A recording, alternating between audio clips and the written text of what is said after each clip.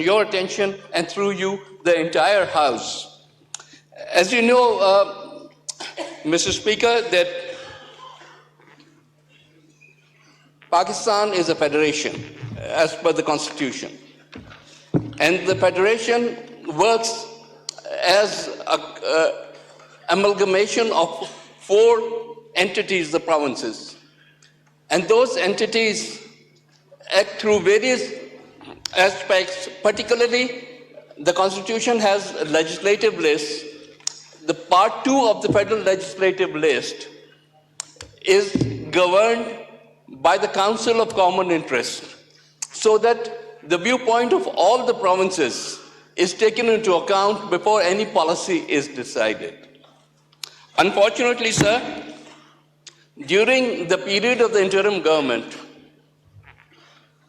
an ordinance was promulgated which took away the powers given under the IRSA Act, the Indus River System Authority, which stipulated that the chairpersonship of IRSA would rotate among the provinces.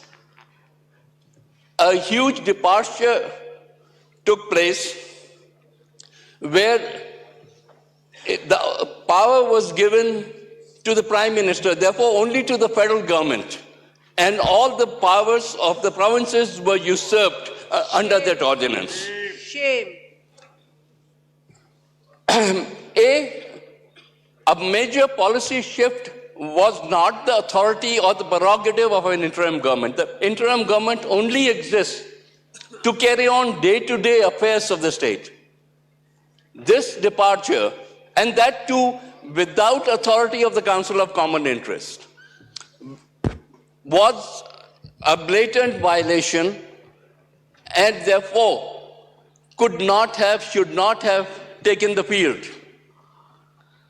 What saddens me to report also, sir, is not only was it an illegal promulgation of the ordinance, but almost the first act of the present government was to go ahead hurriedly and appoint the chairperson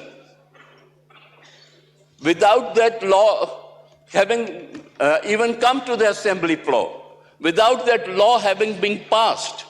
Just an ordinance done hurriedly under the interim government cannot take the field. Sir, I would urge the government to immediately withdraw that order, to follow the laws and the constitution of this country. Do not usurp the rights of the provinces and do not destroy Pakistan as a federation. We are not going back to the one-unit era. We are not going back and making Pakistan a unitary form of government. On the very first day, if we start encroaching upon the rights of the provinces, then how do we function as a federation? So I not only condemn the act, but ask for the government to immediately withdraw that. And I hope that there's any minister present here who is in the knowledge of the act and therefore would give us some assurance on the floor of this House that this thing would take place. Thank you very much.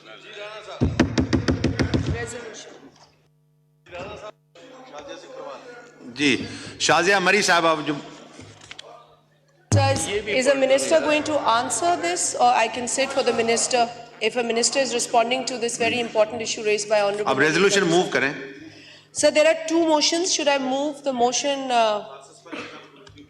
हाँ कर दे जी. पहले वो वाला कर लूं motion? जी.